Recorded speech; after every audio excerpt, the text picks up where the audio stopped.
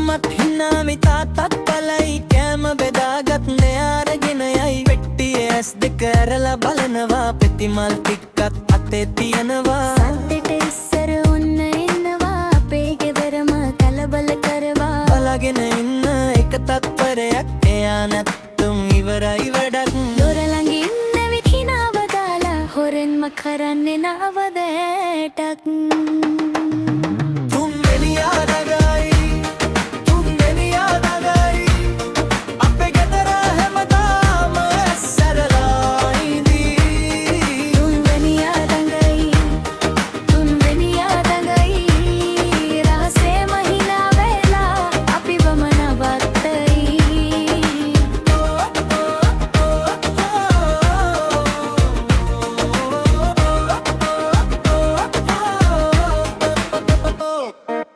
ඔත්තොඩ උඩින් නැගලා යනවා බූට් එක ඇතුළට කුරුළු පෙට්ටිය දානා චොකලට් ටිකක් කිසිවෙකුට නොදෙයි කඩෙන් අහනකොට එයාම හිනේ බාත්රූමෙන් එළියට ජල බිඳු එක්ක කොණ්ඩෙත් අවුල් කර එනවා පස්සේ මහනවනම් කොහෙද අත දිගු කරයි අපේ පොඩි දඟ යන්නේ ඒක තත්පරයක් එයා නැත්තම් ඉවරයි වැඩක්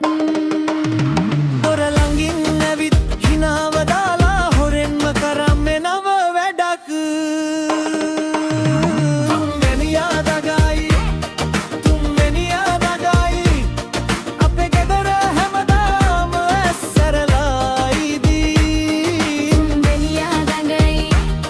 තුන්වෙනියා දඟයි රහසේම හිනා වෙලා අපිවම නවත්තයි